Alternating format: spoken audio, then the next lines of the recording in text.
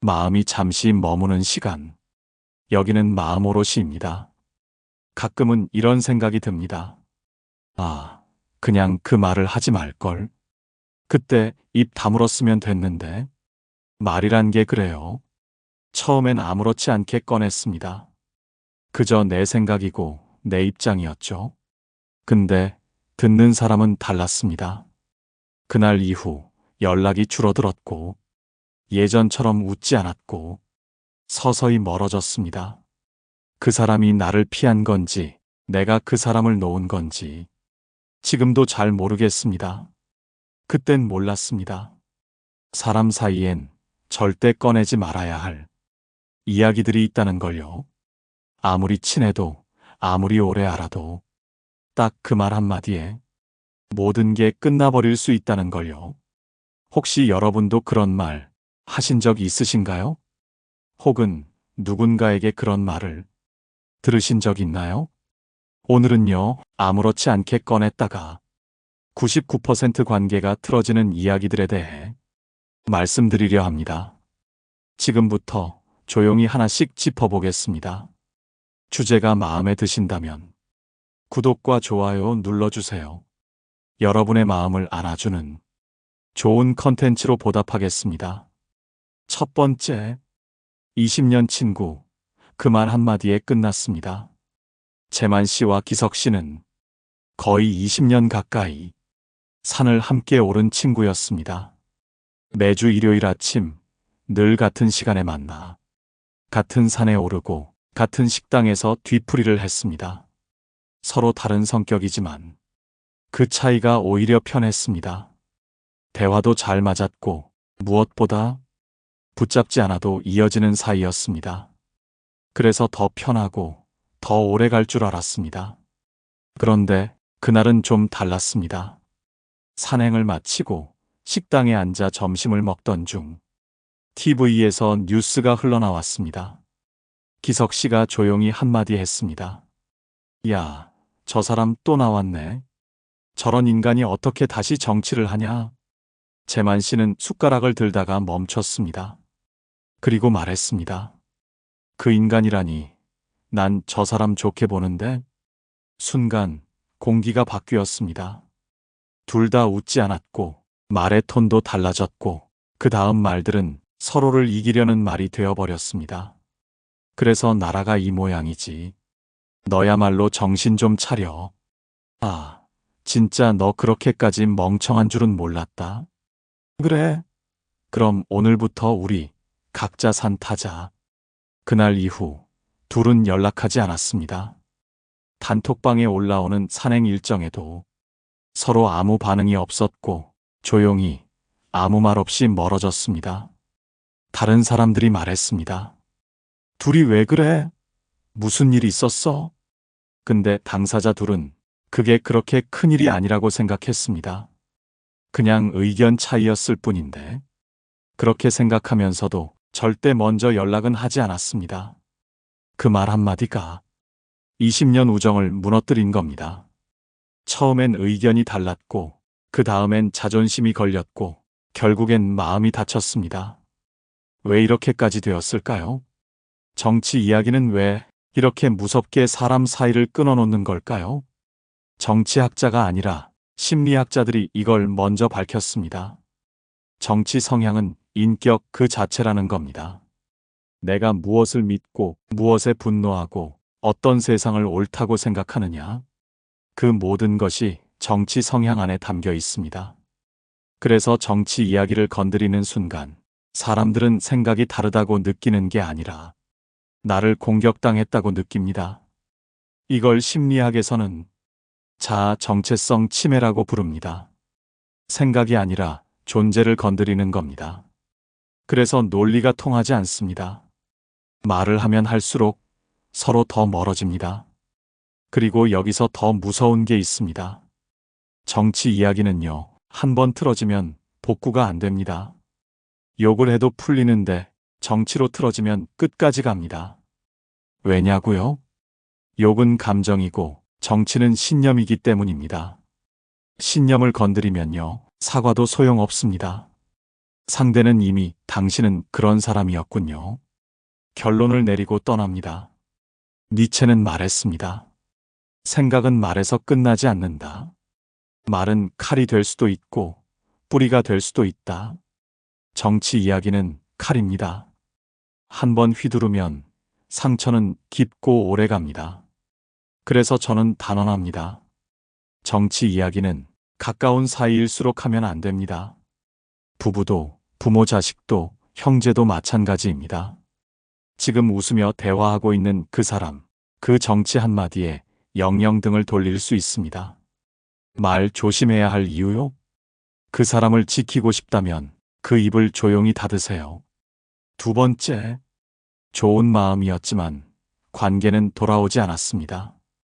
영희 씨는 이웃인 숙자 씨를 참 좋아했습니다. 정도 많고 사람 좋고 늘 웃는 얼굴로 인사하던 사람. 같은 동네 살면서 김장도 나누고 된장도 나누던 사이였죠. 그런데 어느 날 숙자 씨가 조금 지쳐 보였습니다. 남편은 입원 중이고 자식은 연락도 잘 안 되고 하루하루가 너무 버거워 보였습니다. 그걸 보던 영희 씨가 조심스레 말했습니다. 혹시 시간 되시면 저랑 교회 한번 같이 가보실래요? 기도하면 마음이 좀 편해지거든요. 말은 부드러웠습니다. 진심이었고 선이었습니다. 숙자 씨도 그땐 웃으며 말했습니다. 아, 네, 나중에 시간 되면 한번. 하지만 그날 이후 숙자 씨는 조금씩 거리를 두기 시작했습니다. 예전처럼 먼저 인사를 하지 않았고 같이 하던 반찬 나눔도 뚝 끊겼고 단톡방에서도 말수가 줄었습니다. 영희 씨는 속상했습니다. 내가 뭘 잘못했지? 좋은 마음으로 한 건데 왜 나를 피하지? 몇 달 후 동네 다른 이웃에게서 흘러나온 말 한마디. 숙자 씨가 그러더라. 교회 끌어들이려는 줄 알았다고. 그동안의 친함도 그거였나 싶었다고. 그 말을 들은 순간 영희 씨는 심장이 내려앉았습니다. 그게 아니었는데. 정말 그런 게 아니었는데. 그런데 말입니다. 종교 이야기는요, 좋은 마음으로 꺼내는 순간 관계는 조용히 망가집니다. 왜일까요?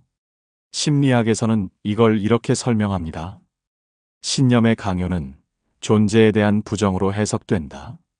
미국 애리조나 대학의 문화 충돌 실험에선요, 참가자들에게 종교적 가치가 포함된 문장을 강하게 권유받게 했을 때 친밀도와 신뢰도가 급격히 하락하는 현상이 나타났습니다.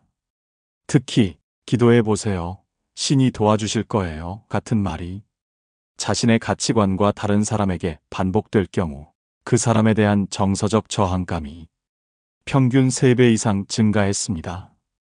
즉, 상대가 나를 위해 해주는 말이라고 설명해도 듣는 사람은 내 방식은 틀렸다는 거야? 라고 받아들인다는 겁니다. 그래서 종교 이야기는요, 관계를 망치는 방식도 아주 치명적입니다. 싸우고 끊어지는 게 아닙니다. 서서히 아무 말 없이 멀어집니다.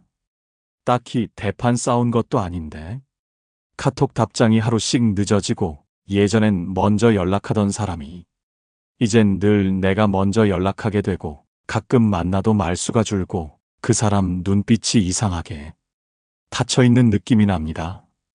결정적인 건 상대가 그 거리를 설명하지 않는다는 것입니다. 왜 그 말을 했냐고 따지지도 않고 그 말이 상처였다는 말도 없습니다.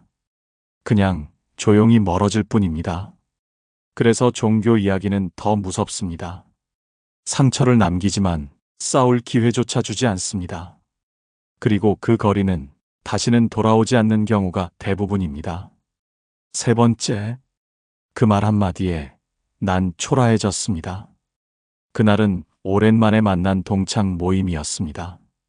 60 넘은 나이에 아직도 반가운 얼굴이 많았죠. 여기저기서 웃음이 터지고 옛 얘기에 꽃이 피던 그때 누군가가 먼저 말을 꺼냈습니다. 아들 요즘 뭐해? 우리 아들 이번에 공기업 들어갔어. 요즘 완전 잘 나가. 야, 부럽다. 우리 딸은 유학 갔다가 이번에 논문 하나 썼다니까. 그렇게 자연스럽게 그들만의 자랑이 시작됐습니다. 그리고 시선이 순자 씨에게 향했습니다. 순자, 넌 딸 잘 지내지? 순자 씨는 잠시 머뭇거리다가 그냥 웃었습니다. 그럭저럭 잘 지내. 사실 딸은 직장을 그만두고 아직 재취업도 못한 상태였습니다. 마음도 많이 힘들어했고 순자 씨는 그런 딸이 늘 마음에 걸렸습니다. 모임이 끝나고 집에 돌아와 딸의 방을 조용히 열었을 때 책상 위에 놓인 취업 준비 자료들이 눈에 들어왔습니다. 그리고 침대에 엎드린 딸이 아무 말 없이 창밖을 보고 있었습니다. 그 순간 순자 씨 마음에 문득 이런 생각이 스쳤습니다. 내가 너한테 미안하다. 그 자리에서 아무 말도 못하고 웃기만 한 게 내가 너를 자랑스럽게 지켜주지 못한 것 같아서. 그날 이후 순자 씨는 그 모임에 다시 나가지 않았습니다. 자식 이야기가 무서운 건 그게 단순한 정보 교환이 아니라 부모의 자존심이 담긴 영역이기 때문입니다. 특히 우리 세대에게 자식은 나의 결정판 같은 존재입니다. 그 아이의 성취가 곧 내 인생의 결실 같고 그 아이의 어려움은 곧 내 실패처럼 느껴집니다. 그래서 자식 이야기를 꺼내는 순간 듣는 사람은 나와 내 아이 둘 다 평가받고 있다고 느낍니다. 말은 요즘 뭐해? 지만 속으로는 우리 애만 못한 거 아냐? 라는 질문이 들려옵니다. 이게 반복되면 사람은 피합니다. 대화가 아니라 비교의 장이 되어버리니까요. 미국 UC 버클리 대학에서 진행된 사회적 비교에 따른 정서 반응 실험에 따르면 가족 관련 정보는 비교 자극 중에서도 가장 큰 감정 반응을 일으킨다고 밝혔습니다. 특히 자식의 사회적 지위를 주제로 한 대화는 다른 주제보다 자존감 손상, 열등감, 회피 욕구를 2배 이상 유발한다고 보고했습니다.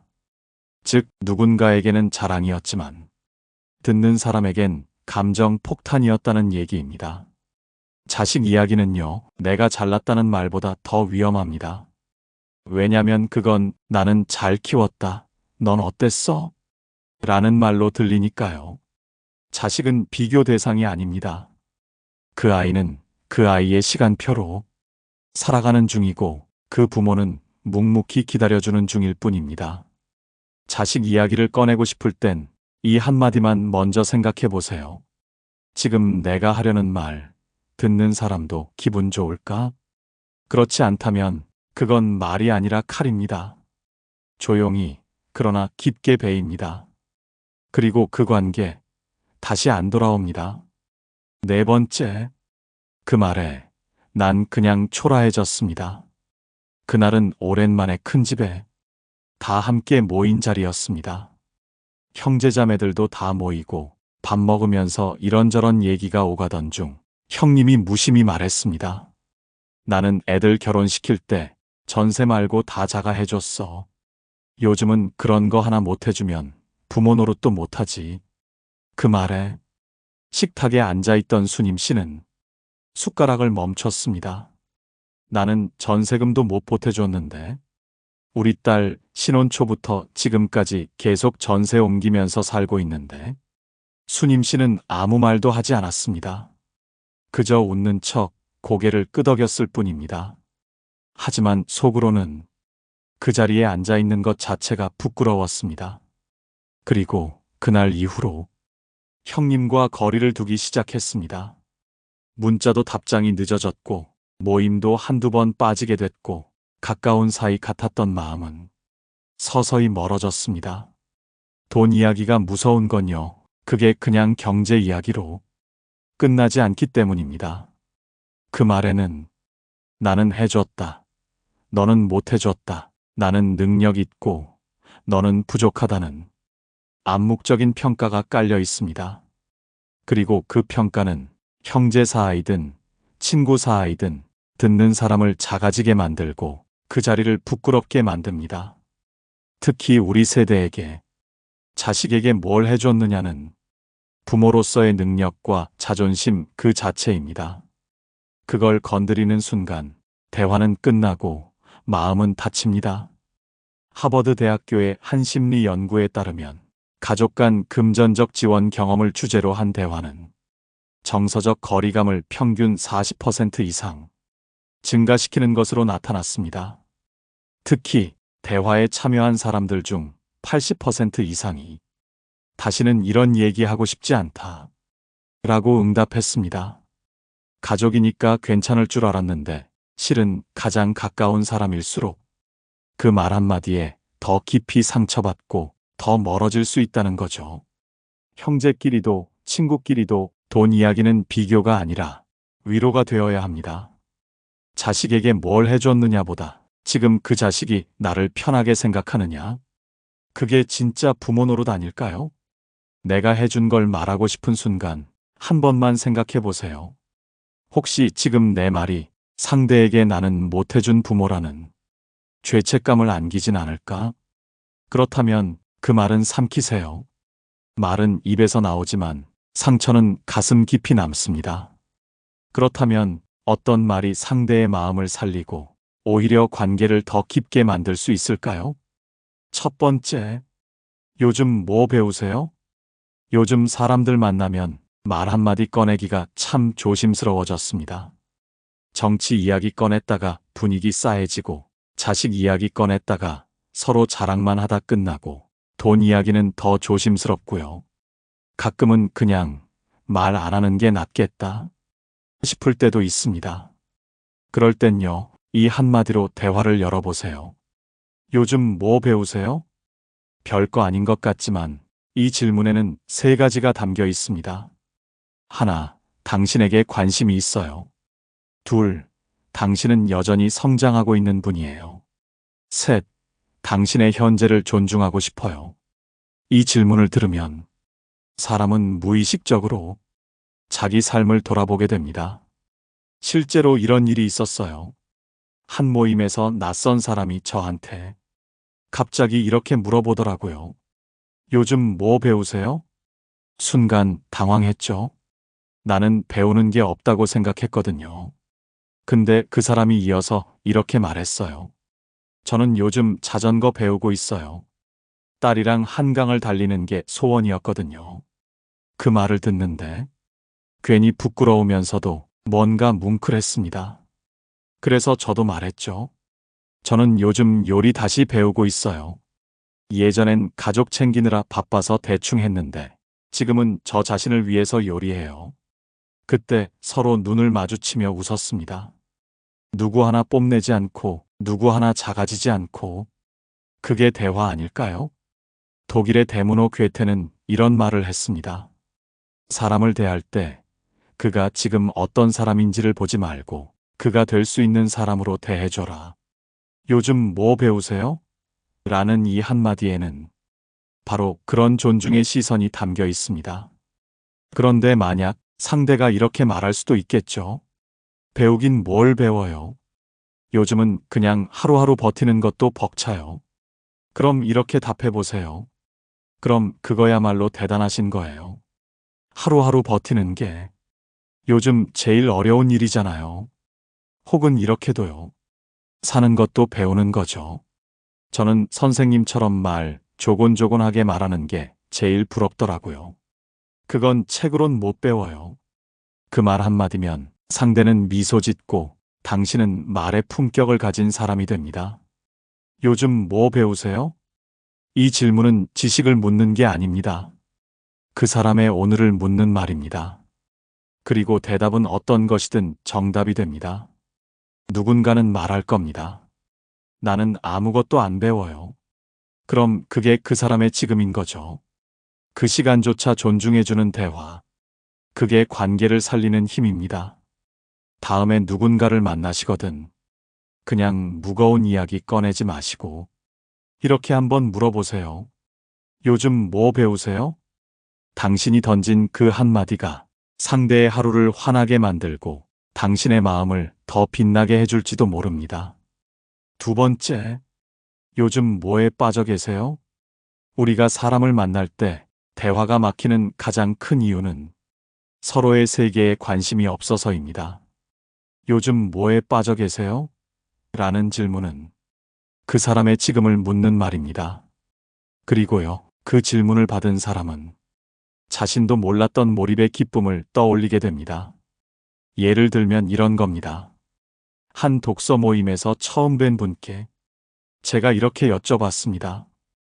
요즘은 어떤 책에 빠져 계세요? 그랬더니 갑자기 눈빛이 반짝하면서 요즘은 걷기의 철학이란 책에 빠졌어요. 아무것도 안 하면서 걷기만 해도 머릿속이 맑아지는 느낌 너무 좋아요. 그 말을 들으니 저도 덩달아 한참 동안 걷고 싶어졌습니다. 빠져있다는 건요, 살아있다는 증거입니다. 그게 드라마든 텃밭이든 강아지든 바느질이든 무엇이든 좋습니다. 그걸 묻는 순간 그 사람 안의 생기가 살아납니다. 그리고 그 생기를 같이 나누는 대화, 그게 관계의 온도를 높입니다. 혹시 이런 경우도 있겠죠? 글쎄요, 요즘은 아무것도 손에 안 잡히네요. 그럼 이렇게 말해보세요. 그럼 쉬어가는 시기신가 봐요. 지금은 충전 중이신 거죠. 혹은 그 말이 왜 이렇게 공감되죠? 저도 그런 시기 한참 겪었어요. 그럼 상대는 생각할 겁니다. 이 사람 말 참 따뜻하네. 바로 그 지점에서 마음이 열립니다. 프랑스 철학자 볼테르는 이렇게 말했습니다. 사람을 알려면 그 사람이 즐기는 것을 보라. 우리가 던지는 요즘 뭐에 빠져 계세요? 라는 질문은 그 사람의 기쁨을 묻는 말입니다. 즐기는 것을 묻는 순간 그 사람의 본 모습이 살짝 보이고 그 본 모습을 받아들이는 순간 신뢰가 시작됩니다. 그러니 다음에 누군가를 만나신다면 어색한 침묵을 깨기 위해 뉴스 이야기를 꺼내지 마시고요. 이렇게 한번 여쭤보세요. 요즘 뭐에 빠져 계세요? 그 질문이야말로 서로를 가깝게 만드는 가장 따뜻한 초대장이 될 수 있습니다. 세 번째, 그거 어떻게 알게 되셨어요? 사람은 누구나 자기 얘기를 하고 싶어 합니다. 특히 누가 당신 참 잘 아시네요 라는 눈빛으로 그건 어떻게 알게 되셨어요? 라고 물으면요, 마음이 절로 열립니다. 이 질문의 힘은 존중에 있습니다.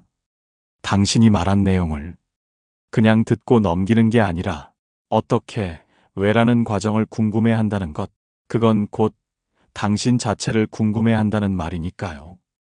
한 번은 이런 일이 있었습니다. 지인 중에 식물 키우는 걸 정말 잘하는 분이 있었어요. 화분 하나 죽지 않고 베란다에서 온갖 꽃을 피워내는 분이었죠. 제가 그분에게 이렇게 물었습니다. 그거 어떻게 그렇게 잘 키우세요? 그랬더니 눈이 반짝하면서 이야기가 쏟아지기 시작했습니다. 예전에 식물 죽이고 많이 울었어요. 그때부터 진짜 공부했어요. 햇빛, 바람, 물 주기까지 다요. 그 순간 알았습니다. 이 사람은 식물을 키운 게 아니라 자기 마음을 키운 거라는 걸요. 질문 하나에 한 사람의 인생이 드러나는 겁니다.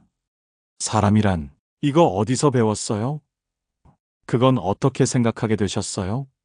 이런 질문을 받으면 자신의 지식, 경험, 신념을 자연스럽게 털어놓게 됩니다. 그리고 그걸 들어주는 사람이 비난하지 않고 진심으로 궁금해하면 거기서 관계의 끈이 생깁니다. 철학자 장폴 사르트르는 이런 말을 했습니다. 존재를 인정받는 순간 인간은 비로소 존재한다. 그거 어떻게 알게 되셨어요? 이 질문은 바로 존재를 인정하는 질문입니다. 자세한 설명을 유도하면서도 상대방에게 우월감이나 경계심을 주지 않죠. 이건 칭찬이 아니라 깊은 관심의 표현이고 그 관심이 말의 품격을 만들고 관계를 깊게 만듭니다. 그러니 다음에 누군가의 이야기가 인상 깊었다면 이 한마디를 던져보세요. 그거 어떻게 알게 되셨어요? 그 순간 당신은 단순한 대화 상대를 넘어서 내 얘기를 듣고 싶은 사람으로 기억될 겁니다. 네 번째, 그건 언제부터 좋아하셨어요? 이 질문은 단순히 관심사를 묻는 게 아닙니다. 그 사람의 과거와 감정의 뿌리를 묻는 말입니다. 누구나 좋아하는 걸 이야기할 땐 말투가 달라집니다. 눈빛이 반짝이고 목소리에 온기가 묻어납니다. 그럴 때 이 질문을 던져보세요. 그건 언제부터 좋아하셨어요? 그러면 사람은 자연스럽게 기억 속 좋았던 시절로 돌아갑니다. 예를 들면 이런 식입니다. 제가 커피를 진짜 좋아하거든요. 언제부터 좋아하셨어요? 20살 때 처음 알바한 곳이 커피숍이었어요. 손님 하나하나에게 맞춰 커피 타주면서 사람 마음을 배우기도 했죠. 이야기는 이렇게 커피에서 시작해 인생 이야기로 이어집니다. 그 사람의 오늘만 보는 게 아니라 그 사람이 어떤 길을 걸어왔는지, 어떤 계기로 지금의 모습을 갖게 됐는지를 묻는 질문. 철학자 키에르케고르는 말했습니다. 인생은 거꾸로 이해되고 앞으로 사라진다.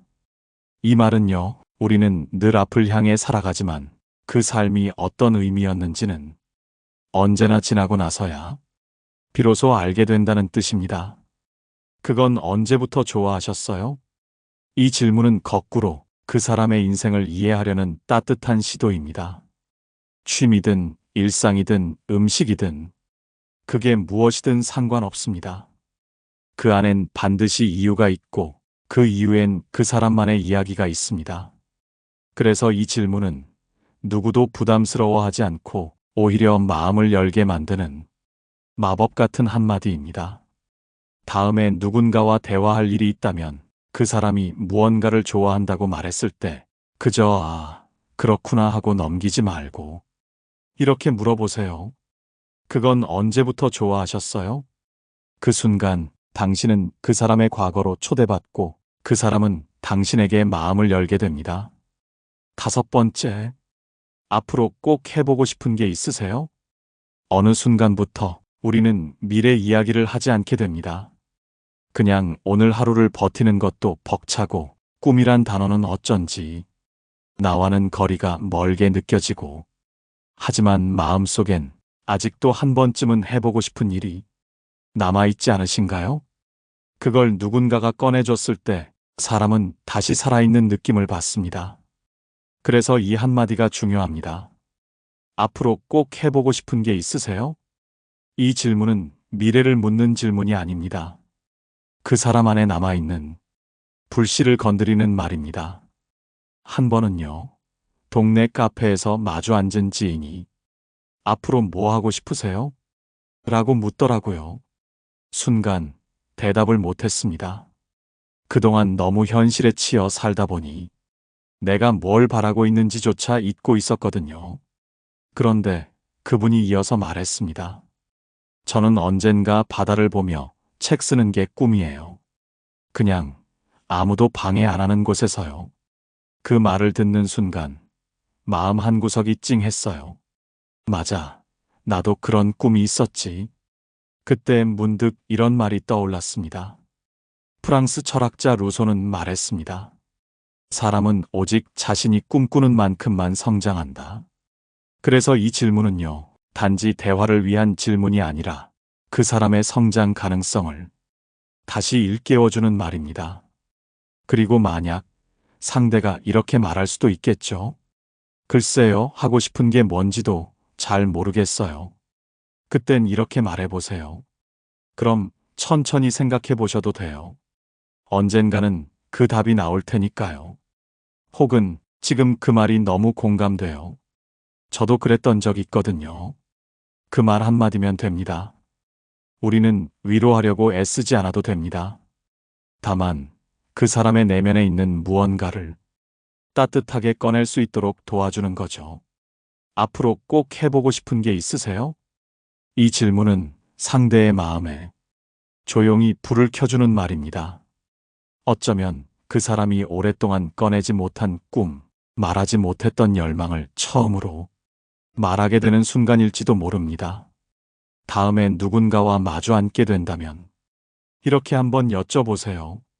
앞으로 꼭 해보고 싶은 게 있으세요? 그 질문 하나로 당신은 그 사람의 내일에 함께하는 따뜻한 동반자가 될 수 있습니다. 사람 만나는 게 조심스러워진 시대입니다.